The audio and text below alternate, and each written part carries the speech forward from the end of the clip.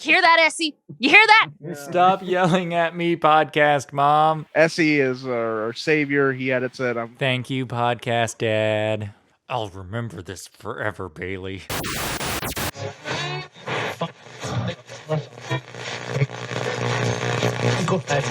You're listening to a Cult Talk Network podcast. File access granted. Welcome, all you believers, idealists, skeptics, and all those who question the universe around them. I'm Ty. And I'm Bailey. And this is Cult Talk's Conspiracy. File 027. 27 of these things. Man. We got out here. So, how was your birthday, Bailey? It was nice. It was wonderful. Nice. Yes. Good. Yes. I didn't quite have a headache afterward, but Well, I that's definitely feel like I'm getting older. So yes, I feel wiser. It sucks. So- Yeah, it sucks. I like it to look at getting older as like you, and like you're gaining experience, like you're becoming more established within the world. So, or at least that's what I have to tell myself to make peace with the fact that I'm now getting gray hair. So that's what we're going with. Yeah, getting old sucks. It's a big wake up call when you try to do things that you used to be able to do with such ease when you're younger. You know, when I really noticed I was getting older, it was when I started to like crouch down, and not only was I making like the old person sound, like the but like also like it would just be pop pop pop pop pop pop pop, like all the knees and hips. the I'm like, oh worst. good lord, this is It is the worst. interesting. Yeah, I have a really bad like bum knee on my right side where it just like gives out. It like gives out all the time, just where I used to like work out really heavy. Mm-hmm. But yeah, that sucks. Yeah, my ankles like that. I can also feel Today it. we're talking about something that is very near and dear to me. Have you ever watched The Simpsons? Do you know much about The Simpsons? I do not know much of The Simpsons. However, I had heard. Shocked. I know, right? I know. Everyone's so surprised. But I have heard pray tell of what we're going to talk about today. So I'm very excited. Yeah, The Simpsons, one of my all-time favorite shows. Don't know when the first time I watched it, as a kid, but man, it's a show I watch regular bait. Like no hyperbole. Every night when I go to bed, Simpsons. It's awesome. So I have so much Simpsons merch. I'm trying to collect all the Playmates, a World of Simpson action figures right now. It's a deep line, easily 150, 200 plus figures. But I'm trying to get all those. All kinds of shit. I love The Simpsons. My favorite show of all time. Newer episodes, not a big fan of the newer episodes, especially the Disney stuff. Yeah, I'm not a big fan of the way that... my favorite stuff is the 90s. I like the 90s seasons. So like Simpsons, like 1 through like, I'd say like 16 is where I really, really like The Simpsons. They're just kind of, diminishing returns. When you have a show that runs 800 plus episodes, they're not all going to be fantastic, but those early seasons are great. And luckily, we're talking about a lot of the early seasons today because that's where the main focus of a lot of the supposed Simpsons predictions comes from. Nice. Is a lot of the earlier years, which makes sense because if they're predicting the future, it's all as you go on. They're going to see less and less predictions because you're getting in the future and you got to wait for those to come true. So right. It makes sense that more episodes are from the past. Yes. Have they switched writers since like now and then, or has it been like the same team all the way through? They switch writers pretty frequently. Oh, really? Like there's some key guys and producers, but they have a pretty broad range of writers. Nice. It comes, like I said, diminishing returns. You can only have so many original ideas before you just start kind of putting just random stuff out. Right. Yeah. 800 some episodes, pretty difficult to keep on your A game. But there are like some hidden gems. Every now and then they'll come out with an episode that's really good, but then there's a lot of episodes that are near unwatchable. There's some bad ones here in the later seasons. Since they've been purchased by Disney, there's been some just really shitty stuff. Shocker. Shucks Pikachu face. They got purchased by Disney and went under. Oh no. Damn. Not great stuff. Then also they get kind of like they've been sucked into like the the PC culture kind of thing. Like one of my favorite characters, Apu, is no longer able to be on The Simpsons because he's deemed problematic. One of the greatest characters in TV history. I feel like I've he's heard of Apu. fantastic. I feel like He's I've heard of fantastic. him. He was the shop owner for the Quickie Mart, Was he one of the the greatest characters in Simpsons history. one that was And kind of like gray haired and like just? no, that's Mr. Burns. Oh, okay. Apu is Indian. Oh, okay. Voiced by Hank Azaria, one of the great voice actors of our time. Yeah, they got sucked into that and had to unfortunately let him go, that character go, which really sucked. But yeah, it's still, I love The Simpsons so much. Great show.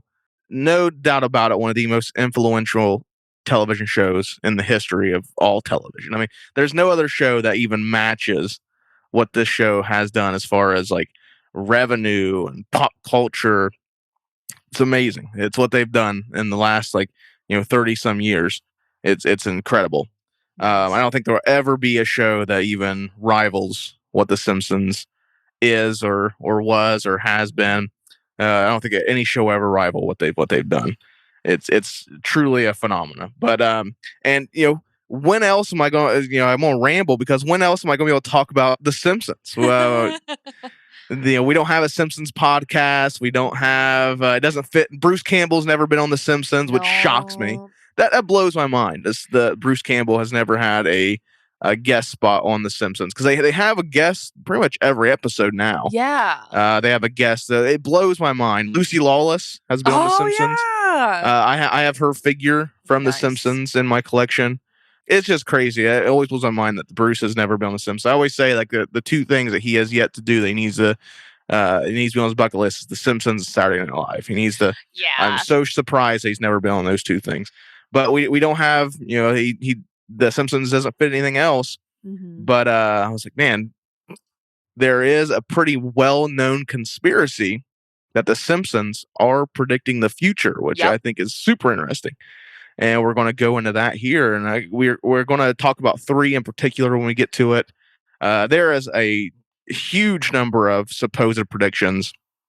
One of the main things that most people, if you're really into this conspiracy and you're really into, if you hear it on the base level, one of the main things that people should take into account is predictions versus influence, because there seems to be like these supposed predictions you can kind of look at as like, was that them predicting the future, or did they say something then someone took influence from that? Like a lot of people talk about Lady Gaga did the halftime show for the Super Bowl. Mm-hmm. And a couple years earlier, before that, The Simpsons had on an episode of The Simpsons, Lady Gaga was the halftime show for the Super Bowl in that universe. Mm-hmm. And it was a very similar kind of, she was dressed the same kind of similarly and all that. But to me, I would say it's more of influence. She voiced herself on that episode. Mm-hmm. So maybe she took like, oh yeah, The Simpsons, said I was going to be the Super Bowl halftime show. Now I'm Super Bowl halftime. Maybe I'll take a little influence from that. Mm-hmm. Stuff like that. But yeah, we're going to talk about it here in file 027, The Simpsons predictions. Are you ready to talk about The Simpsons some more, Bailey? I'm so excited. This might make me go out and, watch The Simpsons for a nice little bit. Oh, yeah. Yeah. That's the main reason I have Disney Plus is for The Simpsons. The Simpsons, really? They have every episode on Disney Plus. Oh, wow. So that's the main reason I have, because I'm like, that was the selling point to me to get Disney Plus. Yeah. I like some like Disney things, but I didn't like it enough where I was like, oh, I got to get Disney Plus. I like the Gargoyles and X-Men. Obviously, those are the two of my favorite shows, but they weren't enough for me to like go get Disney Plus. But when they announced Disney Plus comes with every episode of The Simpsons, well, I got to get Disney Plus now. This is a done deal now. So. It was a done deal. I was like, oh, $10.99 a month or $9.99 a month, whatever it is. Like, yeah, I'll pay that for Simpsons every night when I go to bed. There you go. So that's why it gets streamed every night at my house. I love that. We're like that with River Monsters. Monster. Okay. Yeah, we watch River Monsters to go to bed, and it's either that or Warhammer podcast, guys. Like Ben has control over what because I'll just zone it out. I could sleep through a train. It's no problem. Oh, yeah. Ancient aliens. Yeah, he goes. I pick Ancient Aliens. That one's me. That one is me. I can't get in. I have a hard time getting it. I like the idea of those shows. Like I like the idea of shows like Ancient Aliens or Monster Quest and Finding Bigfoot. I like the idea of those shows, but I can only watch so many episodes before it's like it's the same shit. Oh, I love Monster. I remember back in the day when I was in high school, I loved Monster Quest, but it's always the same thing. It's like, here's this monster, let's go find it. Yeah. We didn't find it, but we found this really vague piece of evidence that we're going to tout as being definitive. Right. Yes. Like Bigfoot shows, they bore me. I like documentaries, like, you know, like examinations. I hate like the let's go find this thing. They never do. If they find Bigfoot, it's not going to be on this show. It's going to be like a national news immediately. Oh yeah. It's not going to be wait till next season on finding Bigfoot. It's like, no, when they find Bigfoot, it's going to be global news immediately within the seconds of it happening. It better be. Yeah, so I get really bored of those kind of things. Yeah, and sometimes, but I like the idea of them.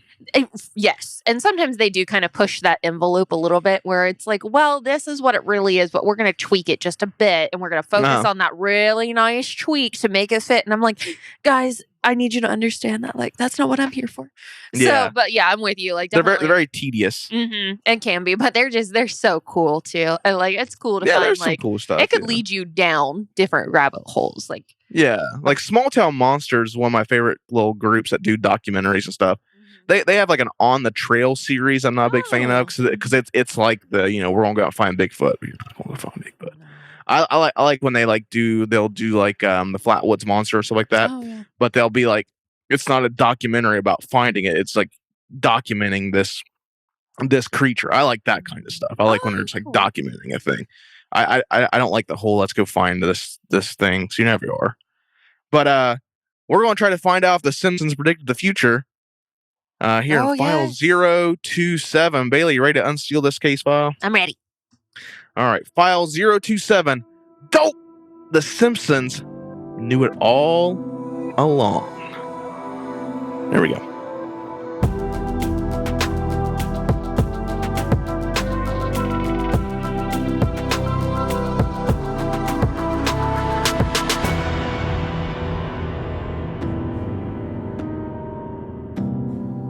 So The Simpsons. I think that a fun thing to do if you're listening to this episode now, take a shot every time I say The Simpsons, because it's going to be a lot. Someone's going to get alcohol poisoning. It's going to be a lot. Someone's going to get alcohol poisoning and blame us. No. Yeah.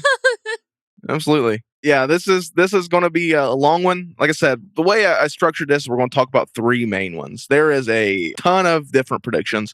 I bought a book. It's called The Simpsons Secret by Lydia Pulteney and James Hicks. Oh, okay. And it is a book all about Simpsons predictions.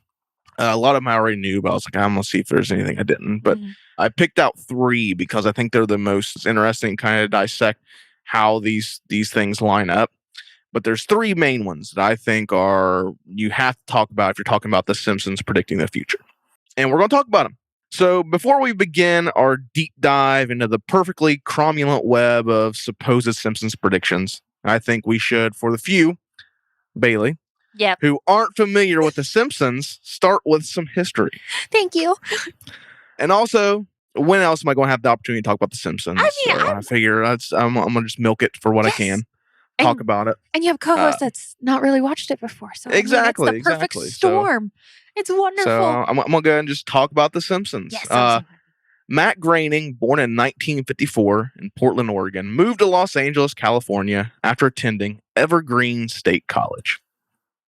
Ever since he was a child, he had always drawn cartoons. He continued this into the college, and when living in LA in the late 70s, he still continued to draw cartoons. Embiggened by his real-life experiences, he created the comic Life in Hell. Oh. About an anthropomorphic bunny rabbit living in LA. And it focused on such themes as sex and alienation and fear of the unknown and existentialism. It was a very deep comic that he kind of put a lot of his own fears and anxieties into, especially about living in LA. It's a pretty wild city. The comic was self-published by Groening and sold at a local record store. And it was here that it would catch the eye of James L. Brooks, a producer of The Tracy Ullman Show. Tracy Ullman Show was a late night talk show in the 80s, kind of like Carson or Conan now or Leno. It was one of those things. Just a late night show. Brooks had been looking for a series of animated shorts to follow commercial breaks, and he thought Life in Hell would be perfect. So he approached Groening with the idea. He quickly went from Groening, that's a world-changing proposal. I mean, you're going from self-publishing your comic book in a local record store to having some guy approach you about having it animated for a major TV show. He quickly went from excited to cautious as he realized animating Life in Hell would mean he'd have to give up the publication rights. Oh, no. Yep. And at this time, he considered Life in Hell to be his life work.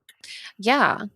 It sounds like he had a lot of, I don't want to say like projection, but definitely a lot of like similarities with his it was own a very life. personal comic to him. And he thought that was his life's work. Yeah. I would love to ask him or find out more on why he chose a bunny rabbit for that. Like, is it a representation? That's very interesting. Is it a representation of his own innocence going into LA, or am I psychoanalyzing a little bit too much? I don't know. I need answers there. Bunnies have this weird, there's a weird connection between bunnies and the Simpsons. Really? So, are you familiar with what the Simpsons characters look like? Yes. So you know Marge, yes, the mom with the big blue hair. Yes. So in the there's a lot of things in the first season of The Simpsons, like when The Simpsons was conceived, there's a lot of ideas that were kicked around that never came to fruition. And one of the ideas, really weird idea, was the reason Marge has the big tall blue hair is because at a certain point in the show, it was going to be revealed that Marge was actually an anthropomorphic bunny rabbit. Oh my gosh. Who was using the hair to hide her ears. OMG. Really weird. There's the Simpsons arcade game. It was a very popular game in the 90s. And there's an animation cell. Whenever Marge, the character Marge, when you're playing her, if she gets injured or like electrocuted or something like that, you'll see it like her flash as a skeleton, when she gets injured. And that skeleton has bunny ears. And that's the only reference of this that's ever like made it into any of the Simpsons stuff. But that was like an early thing he had, was that it was going to be, I think it was his way of maybe introducing later the Life in Hell lore into the Simpsons. It never came to be. But yeah, there's a really weird thing with the Simpsons and bunnies. There's a sex ed video that gets shown in the Simpsons kids in school. It's like Fuzzy Bunny. I think what it's scared, but it's a sex ed video about these two bunnies that teach sex ed. It's like an animated video in the Simpsons world. But yeah, there's weird things of that. I don't know. I don't know what it is with bunnies, but yeah, that's a weird connection. So he was concerned that he was going to lose the rights to his life's work. So on the day he was to give his pitch for the Life in Hell shorts, while sitting in the lobby of James L. Brooks' office, he quickly created a new pitch. What? So he's in the office, like waiting to go in for his meeting, and he's having all this anxiety. He's finally like, all right, I'm gonna try something different. So he, on a whim, creates a new pitch. This pitch became Groening's typical dysfunctional family, a family of 5, all named after members of his own family. So Homer, Marge, Lisa, Maggie, those are actually his parent siblings' names. Oh wow. The character he based on himself, however, he named Bart, which was an anagram for brat. Because he was a very bratty child. Okay. So he changed it to Bart, so it wouldn't be Matt. So that was the pitch he came up with. He named these characters the Simpsons, and they loved it. They were like, "This is perfect. This will work. It's not Life in Hell, but it'll work. It's relatable." It's something that we can use and we can do all kinds of different stories and bits with. So go ahead. Talk about like just like I don't know, shitting diamonds. Like, I mean, not saying like he was like absolutely. I mean, just the thought of like the stress of coming up with something and then going out on like a whim and presenting it and then them being like, I love it. Like I couldn't even imagine that moment. So I mean, that's what it became too is it's insane. The success it would have for being something he literally just like came up with on a whim, That's just beautiful. in a rush, just made a pitch Beautiful. and what it would later become. So using basic sketches by Groening, on April 19th, 1987, the Tracy Ullman Show debuted The Simpsons. The shorts ran on a regular basis and were very popular. So popular that in 1989, the family would get adapted into its own half-hour show for Fox, called, of course, The Simpsons. On December 17th, 1989, a pilot disguised as a holiday special, The Simpsons Roasting on an Open Fire, premiered on Fox. Actually, I have that on VHS. I have the I have that single episode on a VHS that I put out like every year for my like a little for Christmas decor. So it's not my favorite episode, but it's pretty cool. The Simpsons originally, when it first like the first season, like the earlier episodes for sure, was a lot more grounded in reality than what the show would later become. Like it really was like just like a sitcom you would see, All in the Family, Married with Children, things like that. Just in animated form. That was like what it originally was. It wasn't fully taking advantage of the cartoon aspect. It was just telling like real life stories. There's like some wild things in the first early episodes of The Simpsons, like Homer getting laid off and like feeling the stress of like not being able to provide for his family and like contemplating suicide, like that, to try in hopes that might alleviate his family's financial woes, like things like that. I mean, it's like the early episodes of The Simpsons are like so grounded. It's wild that it's a cartoon. Yeah. It was viewed by 13.4 million homes and became the second highest rated show on Fox. After the premiere of the episode, Bart the Genius, on January 14th, 1990, the show officially became a series. So it was originally just like advertised as a holiday special. And it was just such a success. They were like, all right, it's a show now. Like it's a series. Since then, everything started coming up Milhouse. The show has received 35 Primetime Emmy Awards. Wow. 34 Annie Awards, which is an animation award, and 2 Peabody Awards, which is a writing award. Oh, wow. It was all stretched into the world of comics, video games, and a $1 billion plus merchandising industry. All the merch. They have, if you went on eBay and you type in like the Simpsons merch, the things that they put the Simpsons on, especially in the early years, is insane. You can find they have a Simpsons charcoal grill.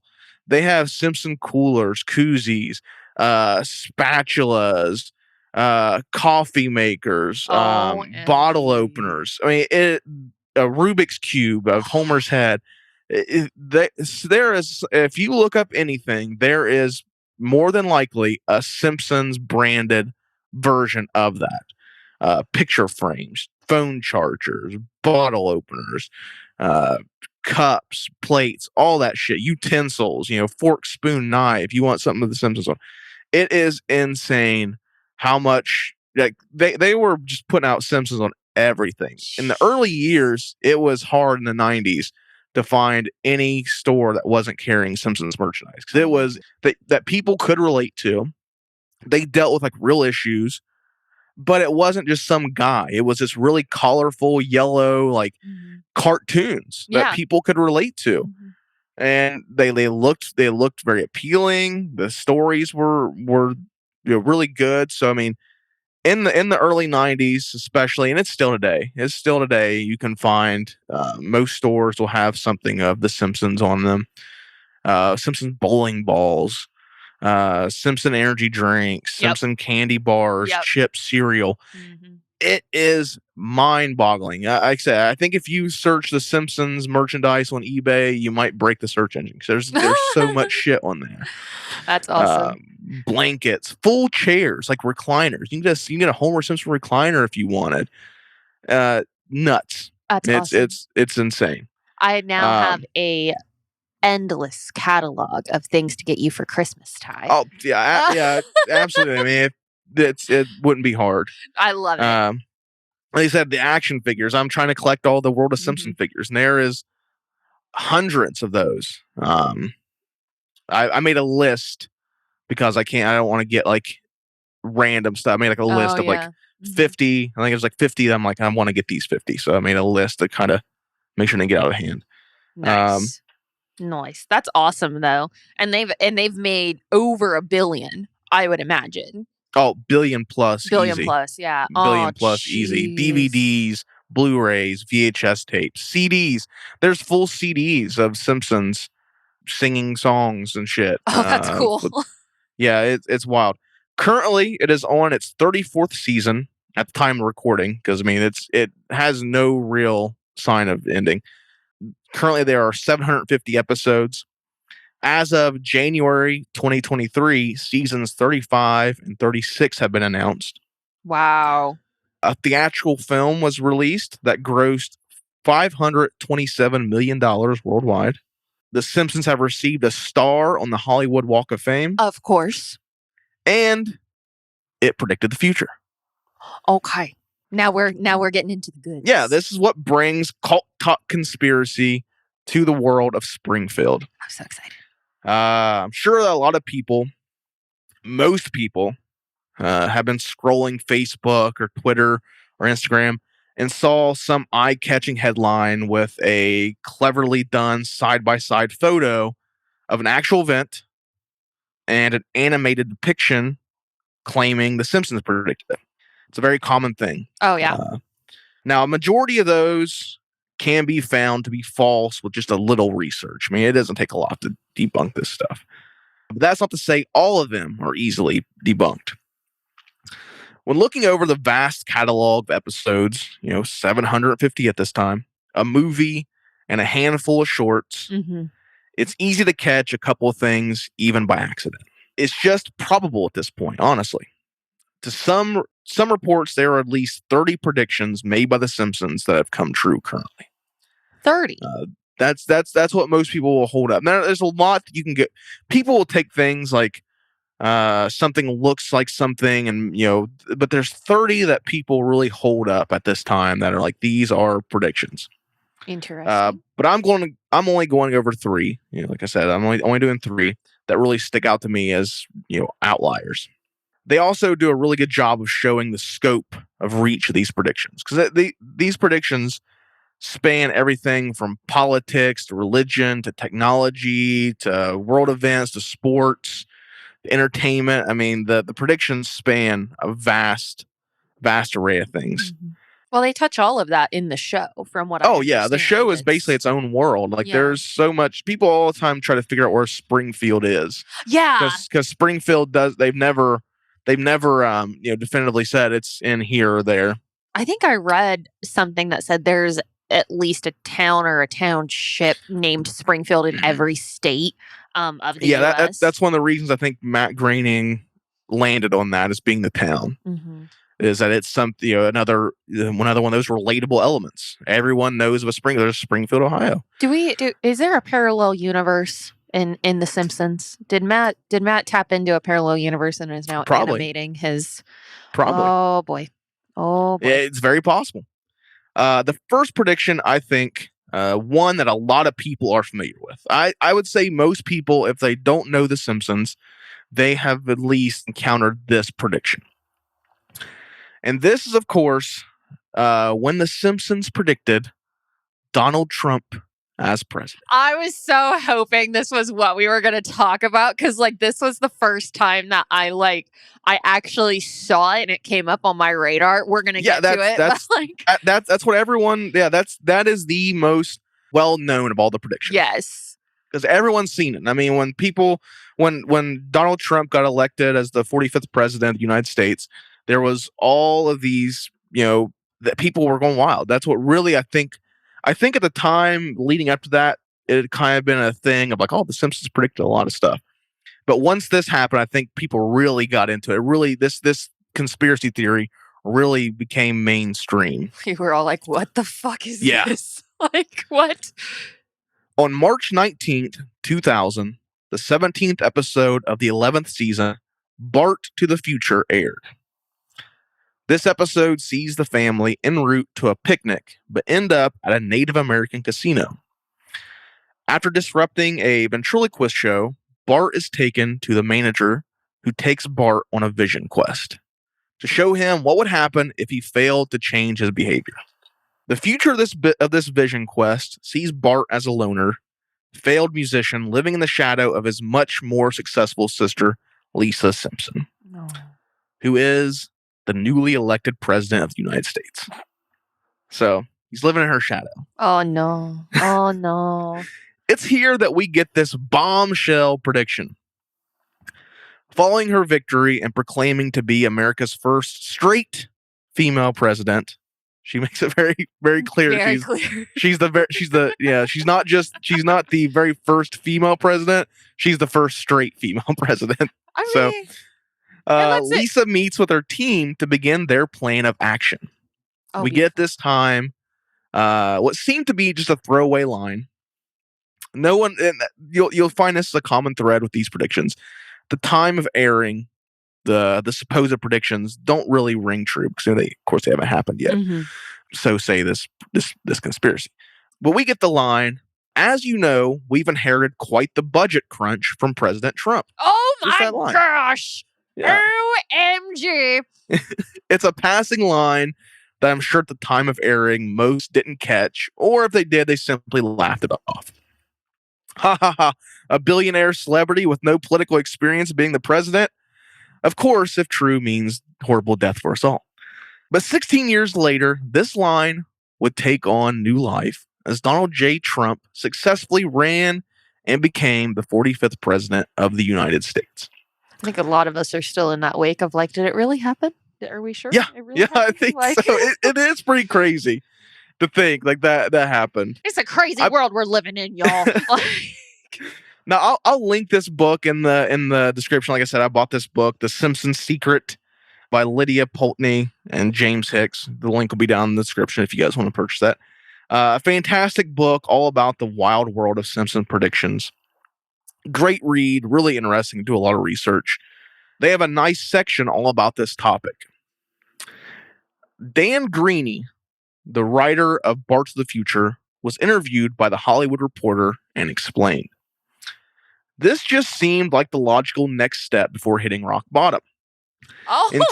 In 2000, when writing the episode, Donald Trump wasn't this polarizing political figure at the time. You know, he was just a billionaire celebrity kind of pop culture guy. The writers were making fun of an outlandish scenario where someone with no political experience claimed the highest political office in the land. Greeny called it a warning to America. Oh boy. Not against Donald J. Trump, but rather to think about who we elected as our representatives is what it was. It wasn't the joke that, oh man, Donald Trump's gonna be president. It was that this guy who's just his only defining characteristic is I'm rich. Yeah. Could become president. Like that was the joke. Is that someone he wasn't a politician, he doesn't have a political background. The guy's just rich and works his way into the office, and that's what it was. That was the joke. Following the 2016 election, this single comment became the focal point of articles, forum posts, and videos claiming this was evidence of the Simpsons predicting the future. As Greeny explained, at the time, it just seemed like an absurd concept to show how wild the world would be in the future past the year 2000. The idea isn't one that was wholly created by the Simpson writers, as Donald Trump himself had teased the idea of running for president several times. He did that for the decades leading up to that. Yeah, absolutely. I mean, that was a huge deal. Yeah, most notably during an interview with Oprah Winfrey, he stated, I think I'd win. I'll tell you what, I wouldn't go in to lose.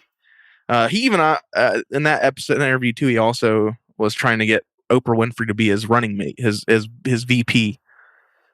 I mean, that didn't happen. But he might have won a second term. He may have. I mean, I don't know. That would have been a very interesting dynamic.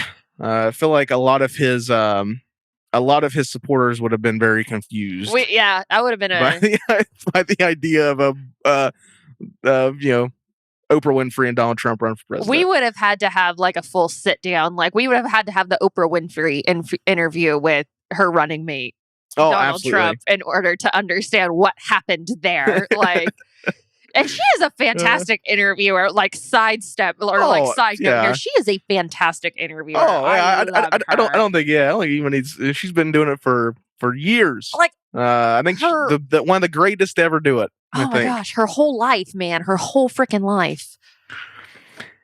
In 1999, 1 year before Bart to the Future, the book The America We Deserve, which highlighted proposed changes to the political policies by Donald J. Trump, was released. So he actually put a book out in 1999, of all these political policies and how he would improve on them or change them for the better. So was this episode really a glimpse into not just the future of Bart Simpson, but America itself? Or an off-the-cuff coincidence? Well, this wouldn't be the only example of The Simpsons foretelling the events surrounding our 45th president. I'm sure if you look into anything related to The Simpsons and Trump, one image in particular will surface. In June 2015, an iconic image made its way online of Donald J. Trump riding a golden escalator in Trump Tower as supporters flocked in with pro-Trump signs. Shockingly, an almost identical image, down to the wording on the signs, the appearance of the supporters, can be found as animated by The Simpsons, with the only difference being the inclusion of Homer Simpson riding the escalator behind Trump.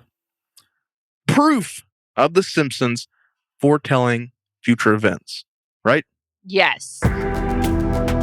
Fake news. Fake news. Fake news. No! Fake news. No! This image was actually from a Simpsons short called Trumptastic Voyage. What? Yeah, it was like an animated short where Homer meets Donald Trump and gets sucked into his hair, and it has like a fantastic voyage type deal. Yeah. This episode was actually released 1 month after the iconic image was put out, and it intentionally parodied this image. Like it was they actually took inspiration from that picture and included it in the episode. This image, however, still to this day, is frequently shared across social media, where it gains reactions from people who fail to do their research and claim this is undeniable proof that The Simpsons sees into the future. And like I said, a lot of these predictions, if you look into it deep enough, you can find at least an explanation or debunking of it. That image in particular, the fact they predicted Donald J. Trump, I think that is up for debate. Did they just, did they have their fingers so on the pulse of America that they were able to kind of predict that as being the next step, as things, regressed as it being, or did they actually just go into the future and predict it? I think an interesting thing that I don't know if many people brought up, but like it's interesting in that episode, Bart to the Future, that Lisa follows Trump's presidency. It's Trump then her, and they never say, what. I don't think they ever state what number president she is, so I don't think it's anything like that. But it's interesting that it's Trump then Lisa. When following Trump's presidency, we wouldn't get the first female president; we get the first female vice president, which I think is kind of interesting. That following the Trump presidency, there would be a female in the cabinet, and I think that's an interesting thing. Now, another interesting side note about that episode, Bart to the Future, is that during the Joe Biden presidential inauguration, Vice President Kamala Harris is wearing an outfit that is nearly identical to the outfit worn by Lisa in Bart to the Future. It is near identical. Whether or not that was by design or just so happened to be a thing, I don't know. But if you look at pictures side by side, you can see Kamala Harris and Lisa Simpson from the Bart to the Future episode, and they're wearing identical outfits. OMG. Yeah, so I think a lot of things go into this when you're talking about The Simpsons and predictions. A lot of things go hand in hand, as if it's a prediction or an influence. Right. Maybe whoever's dressing Kamala Harris that day, her stylist, maybe they were a fan of The Simpsons and were like, "Oh, this would be really cool if you wore this similar outfit." And it's a very good outfit. It's like a purple dress suit type deal. I mean, it's pretty. It's not like outlandish. So I kind of wonder if that was more of an influence rather than a prediction. Yeah, and I kind of thought the same thing with when we talked about Lady Gaga playing with the Super Bowl is like, was that something that was influenced and manifested by those particular individuals that carried with them into the future rather than a prediction? So I see what you're saying there. It's crazy the parallels still. Oh yeah, it really is. Now, politics aren't the only field in which The Simpsons has had influence. We're going to talk about some big brain stuff here. This is a lot of stuff that I'm going to pull back the microscope and we're going to look back over like a huge, vast array because I'm not going to even attempt to explain some of this stuff. As part of the 10th season, episode 2, The Wizard of Evergreen Terrace, aired on September 20th, 1998. This episode sees Homer facing a midlife crisis and becoming obsessed with following in the footsteps of Thomas Edison as his inventor. Basically, Homer's having a midlife crisis that, when he passes away, he's going to leave nothing in this world. So he decides, I'm going to become an inventor to, make my claim to notoriety. I'm going to leave my mark behind. I'm going to invent something. Mm-hmm.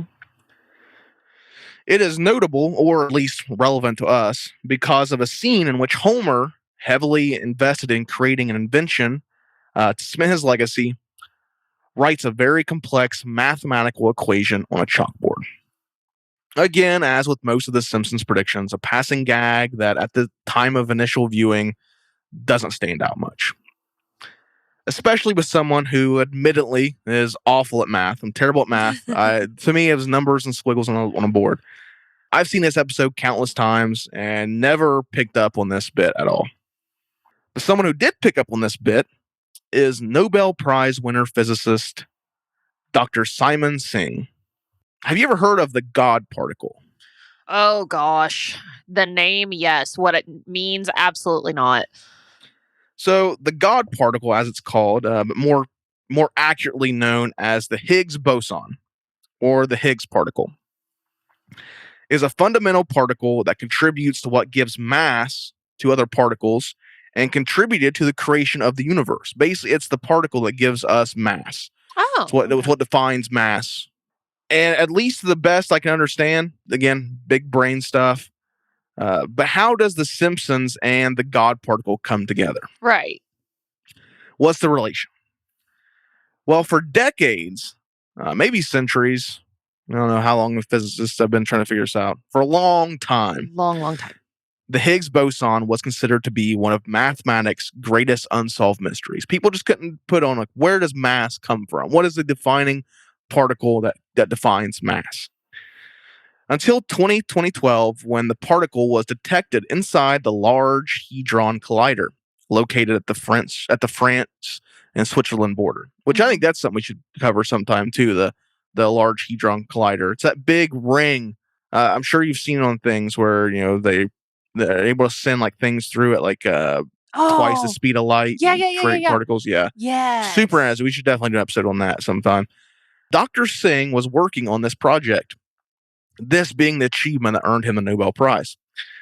Now, this is where I'm going to pull back the scope a million miles as I try to explain this part. So, when following the seemingly random complex equation chalked up by Homer, it is almost a near accurate match, equaling to the Higgs boson. In fact, it is only inaccurate by 650 giga-electron volts. What? According to Dr. Singh in his book. Dr. Singh did a book called The Simpsons and Their Mathematical Secrets, because apparently there's a bunch of mathematical things in The Simpsons. So the equation that he just jotted up on the board in 1998 is nearly an exact match to the equation that equals to the Higgs boson. Mathematics' greatest unsolved mystery. And they've just got it in there. Yeah, the equation that eluded some of the smartest people of their time was for 14 years found to be near complete in an animated sitcom. Okay, let me take a second and digest that. Okay. So you're telling me that this fucking that's crazy. That's absolutely in fucking sane. Because Exactly. like that my very first thought was it a lucky guess? But when you're thinking about like the probability of something like that, they're like, okay, lucky guesses, yes, they fucking happen. But it's like how how? How? Well, we'll find out how. We're going to talk about it. But how? The Simpsons, the show defined by perennial oaf Homer Simpson. Who wrote the episode? Well, our friend Dan Greeny, who we spoke about earlier, did a majority of the work on this episode, but the gag in question was added in by writer David X. Cohen. Now, Cohen isn't your typical cartoon writer. Not at all. Beginning his career on another 90s staple, Beavis and Butthead, before moving on to The Simpsons and Matt Groening's other creations, because Matt Groening he didn't just do The Simpsons. Matt Groening has two other shows that people are probably very familiar with, Futurama and Disenchanted. Those are also Groening creations. Cohen is a product of having both parents being biologists, which led to him having the desire to one day be a scientist. After graduating high school as a member of the New Jersey State champion mathematics team, he would attend college at the prestigious Harvard University. It was here he would earn a BA in physics and go on to attend the University of California, Berkeley, to earn a master's in computer science. This guy is next level academic. Yeah. I mean, so first of all, if I were to tell anyone out loud, like, yeah, I'm going to join a competitive math team, they'd laugh right in my face. So the fact that, yeah, that's big brain. That was enough to be like, okay, he's super big brain. Okay. Well, he went to Harvard University. Harvard got a BA in physics. Went to Berkeley. Got a master's in computer science. Dude is very, very intelligent, and ended up writing for The Simpsons. So when the script called for a mathematical joke, he was the go-to guy. Cohen contacted his former classmate, David Shiminovic, whose list of accolades includes stints at Yale University, where he earned a BS in mathematics and physics, as well as Columbia University, where he got his PhD. Oh, beautiful. These two collaborated on constructing the formula for the gag. So you have two people, graduates of Harvard, Yale, Berkeley, you got physics majors, mathematics, Columbia University. You guys got a PhD from Columbia University, one of the most prestigious universities in the world. Oh, yes. And they were like, okay, there's a gag that we need to have for this episode of Simpsons. Let's you and I write it. And the thing is on the board for maybe like a matter of seconds. I'm talking like 5 seconds max. It's a quick pan to Homer writing something and pan back. So was this episode a solution to mathematics' greatest mystery right in front of the world to see, or a stroke of genius by a collaboration between two intelligent and more than qualified individuals?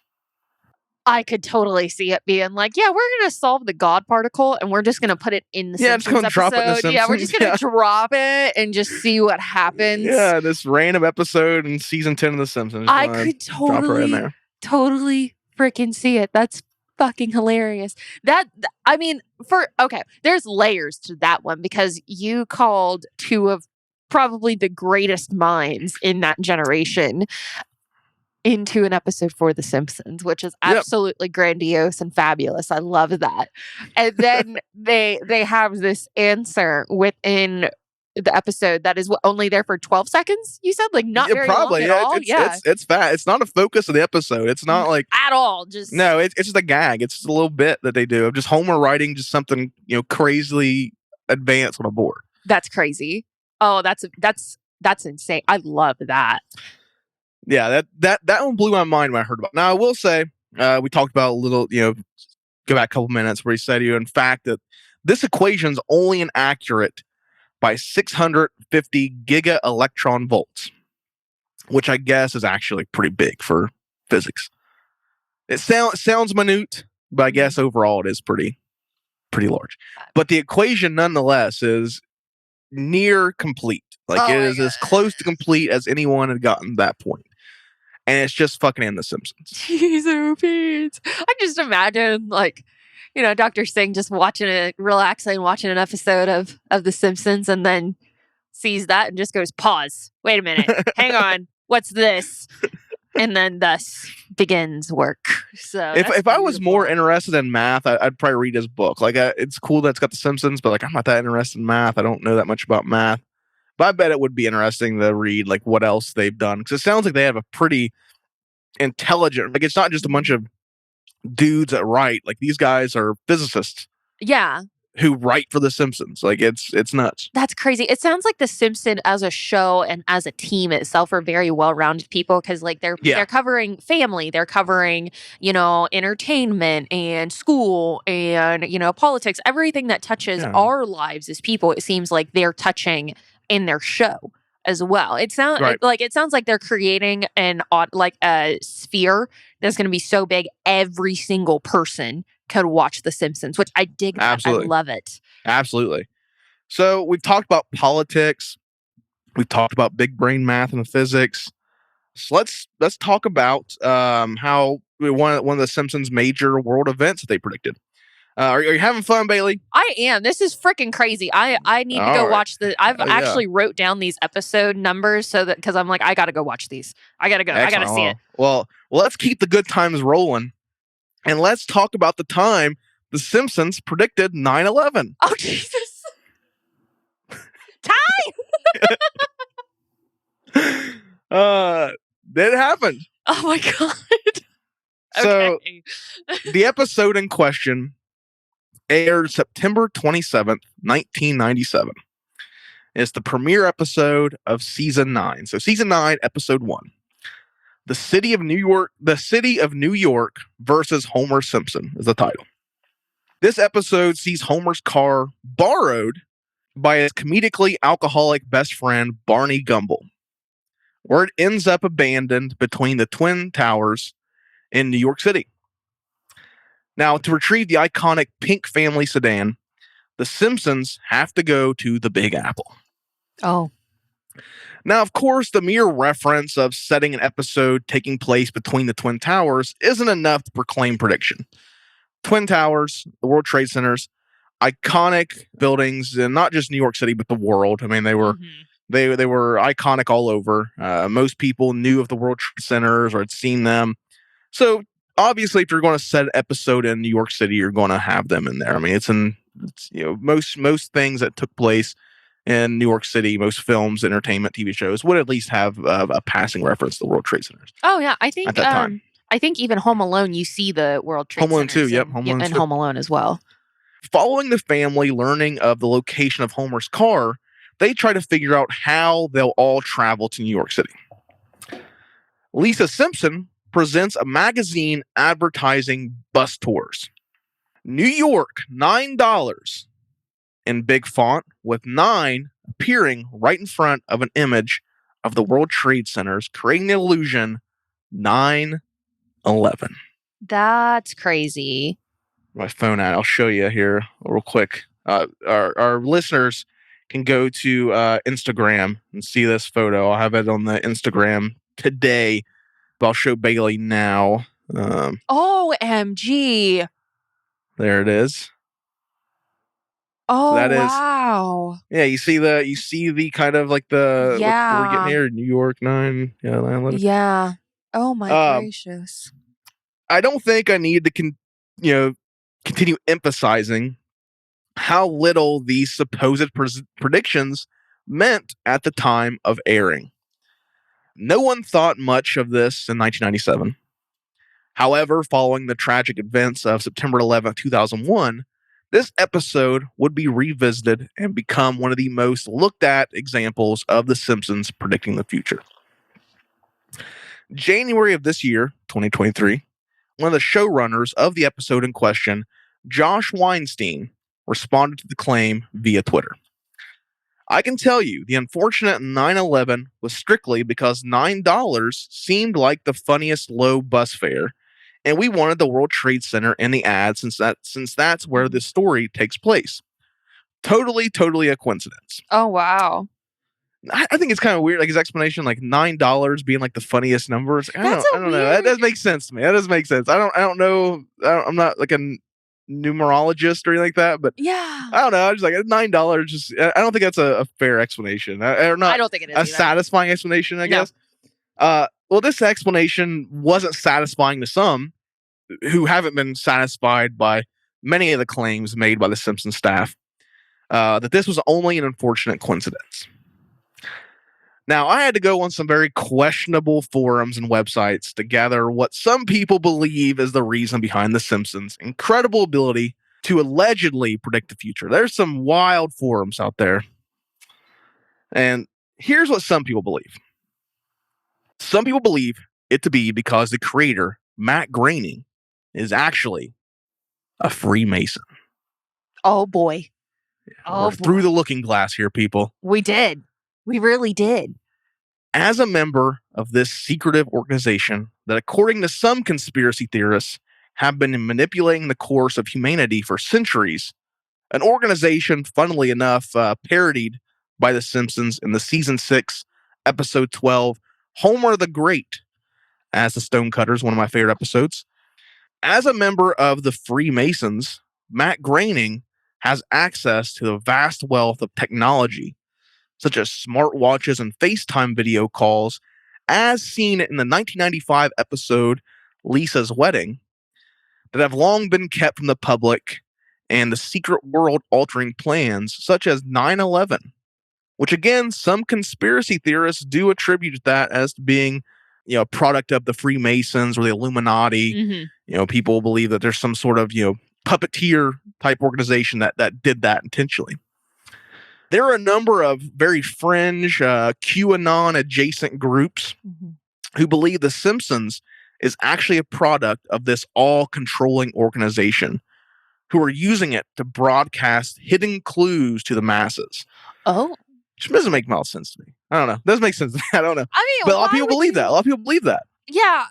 First of all, so to me, that points to like a good Samaritan within the organization, like trying to let the public know what's getting ready to happen. Maybe Matt Groening's just trying to warn people. Yeah. Or maybe it's like, let's see who can figure it out. That way we could target them as a more malicious intent. Yeah.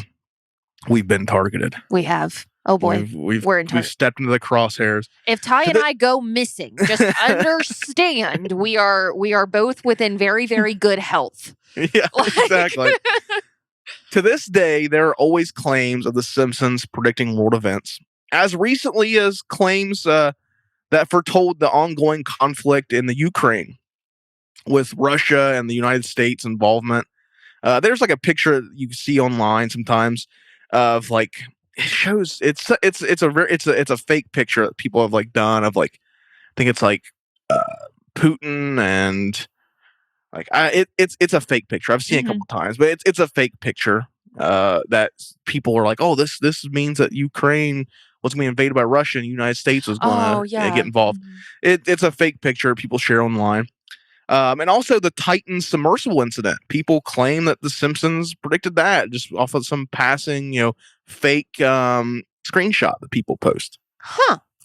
Because the Simpsons art style has become, pop culture, very, very ingrained in the pop culture. Oh yeah. And it's also easy to emulate. You'll see our cover art for this episode.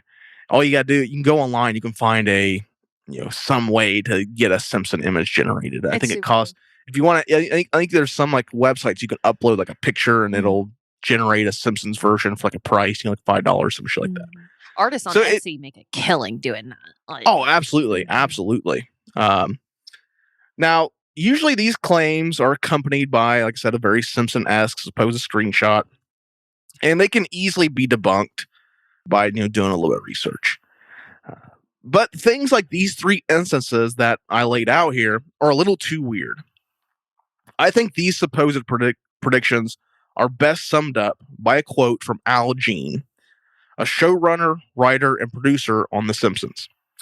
He said, "One of our writers, the guy whose episode predicted Donald Trump as president, said it best.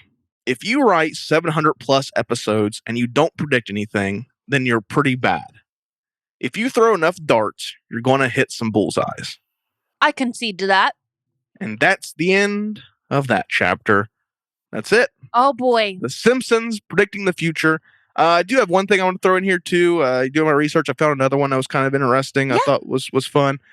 The Simpsons, like I said, now owned by Disney after the purchase of Fox, actually predicted this in 1998. Oh my. The season 10 episode, "When You Dish Upon a Star." They go to Hollywood. And there's a sign showing the 20th Century Fox logo, and then underneath it, it says a division of Walt Disney Co. In 2017, of course, Walt Disney purchased Fox, and it became a division of Walt Disney Co. Oh wow. So that's one that I'm like, out of all the other networks that you could have picked, you put those two together. Yeah, well, you got to think where the 90s Disney was like a powerhouse. Yeah. Like kind of like they were in the early 2000s, like in like the 2010s when Disney bought like Marvel and Star Wars shit. How that was like a powerhouse. In the 90s, it was also a powerhouse. So they had like all the animated stuff. So it wasn't like out of the realm possibility. I think Disney would grow to this big, monstrous, like conglomerate, all consuming monster that it is today. It's not out of the realm possibility, but it is very interesting that they predict that. Then 2017, 20 years later, The Simpsons would become part of Disney as part of that purchase. Right. That's very interesting, because again, like that could be like a goal that they were working towards, like a manifestation, if you will. But like also, again, I mean, in the 90s, there was also like big Disney as well. There was, Fox was also a huge one as well within its own right. So, and even still, like to say that Fox, a giant powerhouse company, would be bought by another powerhouse company, that might have been a little dangerous to say on your own network. Like, wait a minute, what? It's so surprising to me that Disney owns Simpsons now, because there's some pretty like interesting like The Simpsons was very like critical of Disney in like the earlier seasons. They made a lot of references toward like Walt Disney's Aryan affinity. They made a lot of reference to that in the episodes. There's a lot of stuff that I was like, man, it's kind of surprised that Disney owns them now, because they took some pretty nice jabs at the Walt Disney Company in the 90s. We were also way bolder on television in the 90s too. Yeah, we were. True. What were we watching? We were watching, I think, like Lethal Weapon or something that I think was rated like PG-13 in the 80s and 90s, and I was like, you could not fly saying this shit today. No. Like these movies are penguins. They ain't gonna fly here. Like. No, that was freaking amazing. Okay, so you've definitely made a Simpsons fan out of me. Let's start there. So now I wrote down all these episodes. I'm gonna go watch them. It's gonna be so exciting. I'm so happy. But like, OMG, there's so much. Like, so the 9/11 thing also gets me too, because it's a funny number. It's just why not make it 5 then? Why not make it like a $5? It's 5, like. I don't know. That was like not a satisfying explanation to me. I'm sure it's just an unfortunate coincidence, but to say, oh, we picked 9 just because it's a funny number, I was like, I don't know. Like that doesn't read to me. I wasn't like laughing at the idea of $9. No, I don't know. No. It's really weird that that's the explanation that they're staking, when it doesn't make any sense to me. Me neither, honestly, because it's like, if there was a conversation where it's like $10 bus tours and then someone was like, no, let's make it 9. Why not disclose that conversation? I'd be like, well, originally it was going to be 10, and then we decided to do 9 to try to get it lower. And because as soon as I heard that's the highest single digit number. Yeah, we could get, that would have been a more satisfactory answer. So that one to me, I'm not a super fan of, but that's freaking crazy the way that happened. Because when was that episode released? 97? Yes, that one was 97. Let me get my book back up here. That was 97, September 27th, 1997. Interesting. Very it's very interesting. It's definitely like one of the darker predictions people kind of reference, because the other stuff's like, oh, political thing, technology, science, the global terrorism attack. Yeah. Yeah, it spans the gambit of what That's for Simpsons have sure. predicted. That's for sure. So the most shocking one to me was definitely the image of Trump on the golden escalator. That shocked me to all crap and gone. That was actually from a like a little short that was done after the fact. After, yeah. People get it. People flip it and claim that this is like proof, but it's like, no, it happened the other way. Like The Simpsons was intentionally parodying that image, because it's like this very absurd image of Donald Trump riding a golden escalator in a building he owns with supporters of him around. Like it's an absurd image. So, because I remember looking at that photo and his wife is standing right next to him, and it's in the same exact outfit that she's wearing on the escalator as well. And it was just because Trump kind of has like a generalized suit that he wears. But his wife is a huge fashionista, so her outfits change all the time. So I do remember, upon looking at that photo, how strange it was that the outfit was mirroring. So now hearing that, okay, it was done after the fact, like, okay, this now makes more sense. I'm a little upset that it didn't happen the way that I was originally told that it happened, but I will forgive those. So. I feel like if it happened the other way, if it happened the way people claim it, it's like that would be like undeniable proof. Like it'd be like, okay, let's what is going on here? Like, like I feel like that would be a little too much. Like it would break the world of conspiracy theory, and it'd be conspiracy fact at that point. Yes, Matt would be quarantined as a time traveler. Oh, absolutely. He would go missing.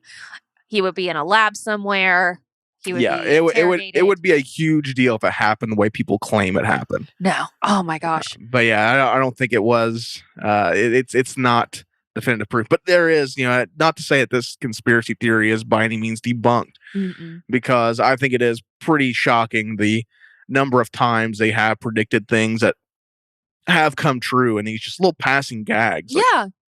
Yeah, I mean, I actually really want this book, The Simpsons and Mathematical Secrets. I don't quite know how big brain that's going to be, but I kind of just want to. Well, it's written by a Nobel Prize winner. So that's going to be really big brain. Then that might be big brain. Yeah, that I might need like a cipher. Along with that book, I'm not gonna lie to you, like a little dictionary. Well, your dad's a physicist, right? He is, yeah. Yeah, so I can consult with him. Yeah, and be like, Dad, I read a new chapter. Ask of the him book. About the Higgs boson. Oh yes, the God particle. Yes. But yeah, this was a very fun episode for me to do. Like I said, I've haven't had any chances to talk about The Simpsons on Cult Talk Net, so for me to get the chance, I wanted to relish in it and talk a lot about it. I got really into this episode because it was super fun.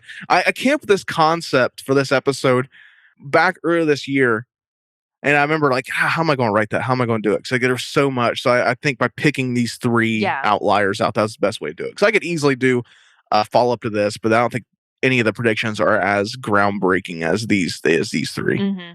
And these three really span the gambit of politics, science, world events. I think it's pretty interesting the way they tackle these different things that just came true. Like, absolutely.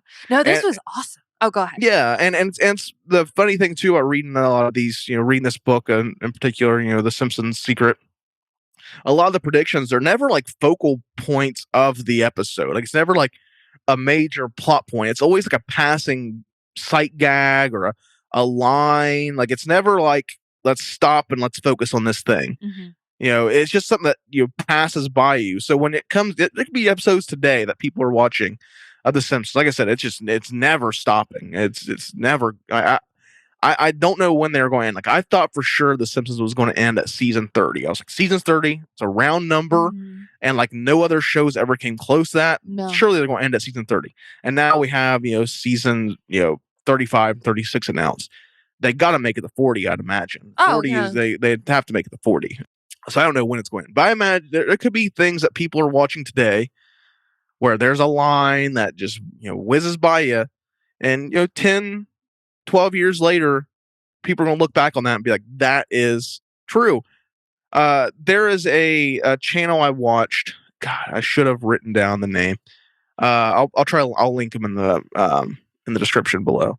they did like a plot chart showing like all the Simpsons seasons and like how many predictions people claim to be true from each season. Like it's obviously like, the early seasons there's a lot and it kind of dwindles as time goes on. But I think that's the way it would be, because like I said, there's probably things that are happening today in the Simpsons that we're not going to realize for another decade. It was like, holy shit, that was a prediction. So that makes sense to me. But yeah, the early seasons, there's a ton that people reference back in there. I think the smartwatch thing from Lisa's wedding, I don't necessarily think you can call that a Simpsons prediction, because that's a sci-fi concept that people have always had. Like, you're going to have holograms in your wrist, or you're going to be able to video chat with someone. Like, that was all just shit you could find in like old like B movies from sci-fi shit from the 80s and stuff. Yeah. I don't think that is you can call that a Simpson prediction. That's just a sci-fi influence. Yeah, my first thought was Star Trek and Star Wars. Like they have absolutely, they have that Star Trek there. Star Trek is another show that has a shocking number of predictions in it. Really?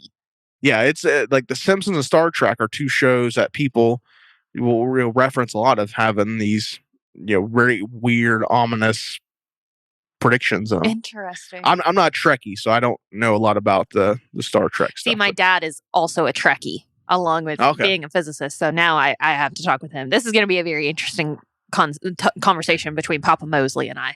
I'm not going to lie to you guys. It's going to be like, what is this coming from?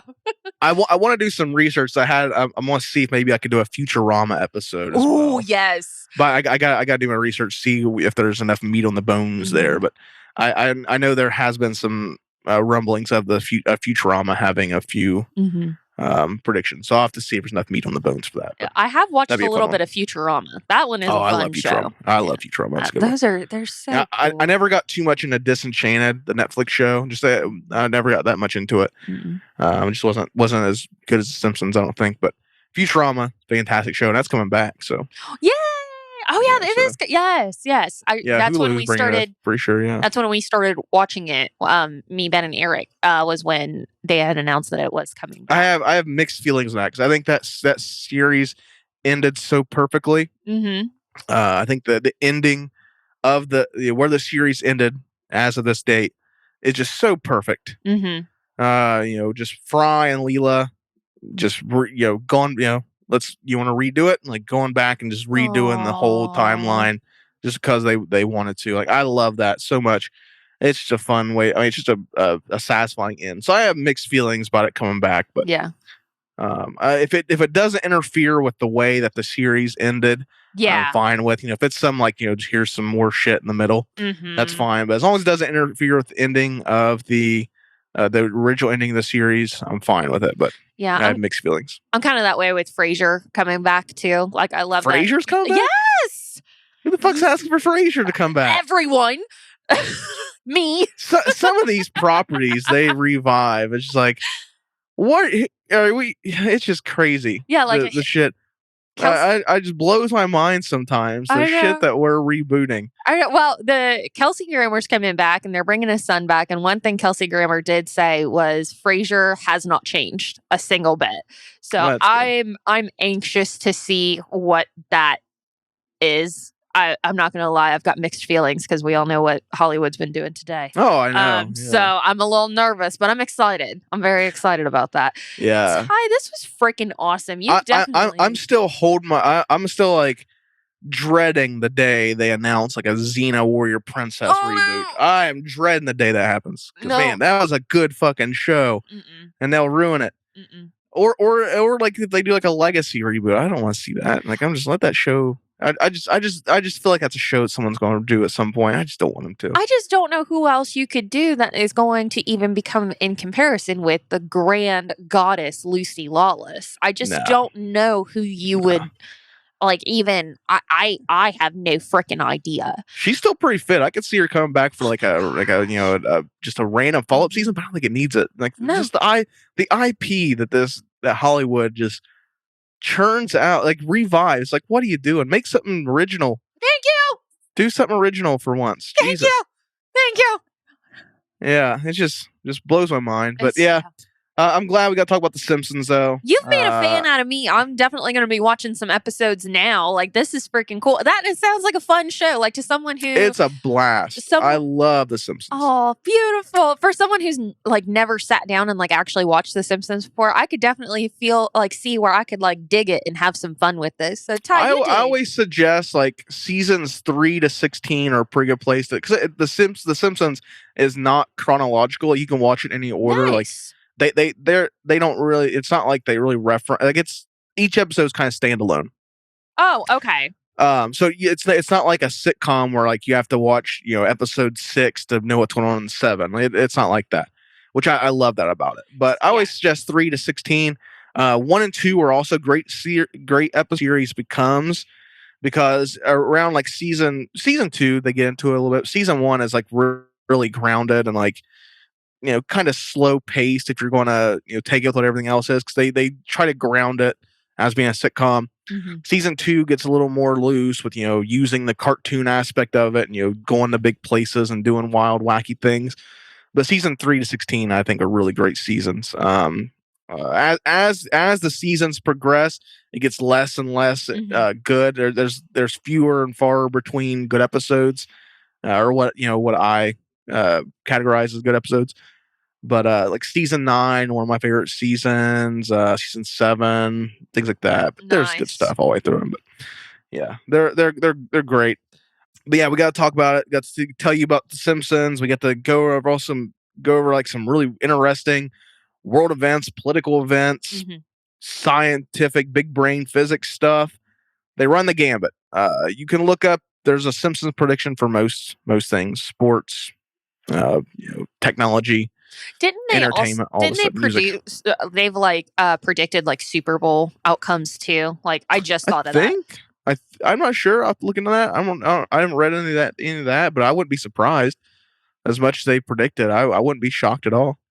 I know, like, there's another thing talk about like the influence over prediction. The Albuquerque has a baseball team who renamed themselves the Albuquerque Isotopes. Because people are like, oh, that's a prediction. It's like, but you can actually find where they were like, oh no, we were renaming the baseball team. In one of the earlier episodes of The Simpsons, they actually have the Isotopes, which are the Springfield Isotopes, as the baseball team. In the show, in the episode, the Isotopes leave Springfield and move to Albuquerque and become the Albuquerque Isotopes. So like you can even see like where they're like, oh no, we renamed them because of the episode. The episode didn't predict we were going to become the Albuquerque Isotopes. We intentionally changed the name to the Isotopes because of The Simpsons. Yes. So there's stuff like that you have to weed through when you're reading about the supposed predictions. That's freaking cool. This is awesome. This is so cool. Ty, you did absolutely fabulous. Thank you. This was awesome. You had kind of been gearing me up in preparation and the lead up to recording this episode. And I mean, buddy, you knocked this out of the freaking park. Like, thank you. Oh my gosh. It's gone to all the different Springfields. It's amazing. This was awesome. I can't wait to watch some of The Simpsons and, try to get some of my own opinions on some of these different things. You know what else is fantastic? Next month, Culttober. So excited. I'm sorry. It's great. It's here, guys. It's happening. It's happening. Culttober, October 1st. It's coming. And we are doing in Culttober every Tuesday. We're going to be here with you guys. 5 episodes of Cult Talk Conspiracy. And we got some really cool surprises in line. Some really good guests. Yes. We're going to have some interesting new formats we're going to try out. Culttober is huge this year. If you guys aren't familiar with Culttober, Cult Talk Net, it's our big Halloween event we do where all the shows join in. Call to Campbell, Call to Lore. The whole Cult Talk Net gang gets together and we do a bunch of movie reviews. It's huge. This is the biggest Culttober we've ever done. Culttober 3. Yes. And we're going to be kicking things off. Our first episode of Culttober when we're coming back here. We'll be back here October 3rd, and we are doing a very special episode of our Encounters episodes we do. If you guys are familiar with those, they're the episodes where we kind of go over like real life encounters of so and so, alternate dimensions, Men in Black, all that stuff. We are doing a real life vampire encounters episode, October 3rd, with our very special guests, our friends Matt and Josh of the Farthest Reaches podcast. We're TFR. so excited. Yeah, they've become pretty good friends with us here in the since we met them at Loveland Frog Festival. So we were like, we got to have those guys back. Yes. We did an episode of cross examinations with them, and we couldn't wait to have them back. So we invited them on to talk about some real life vampire encounters. Not the fake Bram Stoker stuff. We're talking about real life vampire encounters. Mm-hmm. Mm-hmm. And I cannot wait for that episode. There's not going to be any sparkly motherfuckers on this episode. No Twilight vampires. No Twilight. Sadly, Mike's disappointed. So Mike here's the thing. loves Twilight. Here's the thing. I was a Twilight teenager. I was a Twilight teenie because I had an entire wall in my bedroom that was just dedicated to Twilight posters. I have since renounced that. And Michael you should dig up your old posters and give them to Mike. I still have them. My mom keeps give them to Mike. everything. He can frame them and put them in his new apartment. I probably will. I have to go. This is beautiful. Now I have Christmas presents for everyone. There you go. Yeah, Mike's a big Twilight fan. So if you have any, not being a gaslighting asshole like you usually am. I'm being serious. Mike loves Twilight. he does. I always forget. Yeah, I made fun of that for years. When me and him were roommates back in our early 20s, I remember he was like, he's like, they're good movies, and he was like, let's sit down and watch, and I bet you'll like him. I made it through the first movie, half the second one. I was like, I fucking hate this. I tapped out. I was like, I am not watching another fucking sparkly vampire movie. I watched it so much. I had the entire first movie, the first Twilight, their entire dialogue memorized from beginning to end. Jesus Christ. Yeah, I watched it That's that many insane. times. It was crazy. The only time I've ever done that with a movie, The Scorpion King with The Rock. Oh, me and my cousin had the whole like final battle between The Rock and the villain. The entire battle, like choreographed, and the dialogue, everything down. It was insane. We had that. We had these like wooden swords my dad made me. Gosh. And we would go out in the yard and we would play that final battle. And we had it choreographed to a T. It was insane. That's awesome. Yeah. That's I love amazing. Dwayne The Rock Johnson. I love the Scorpion King. He's great. But yeah, that's the only movie I've ever done that with. But yeah. But we're talking about real vampires. Next episode, October 3rd, as part of Cultober, and all month we're going to be releasing episodes, and a ton of Cultober exclusives. Cultober begins October 1st with our special kickoff episode, Sunday, October 1st, Hocus Pocus. Woohoo! What better way to kick off the Halloween season? Make sure you join us for that, because we cannot wait. It's going to be such a fun time. But I think that does it for us here, Bailey. I think so too. It's time for us to get on out of here. Bid Springfield adieu. Yep, I've got Simpsons episodes to go watch. Yep, tell Homer and Marge and Lisa and Bart, Maggie, all them bye. We got to get back to the real world, unfortunately. No. I've been Ty. I've been Bailey. Make sure you guys follow us on all of our social media at Cult Talk Net, Instagram, Facebook, Twitter, YouTube, all the things. I think Mike made us a Threads because that's the new thing now. So we do have at Cult Talk Net Threads. You can follow Cult of Campbell, comes out on Mondays. Cult Talk Conspiracy, of course, we come out every other Tuesday, except for next month, we're every Tuesday. And Cult of Lore, our Warhammer lore-based podcast, comes out every first and third Thursday. And they do a really cool video episode on youtube.com/culttalknet. And until next time, question everything.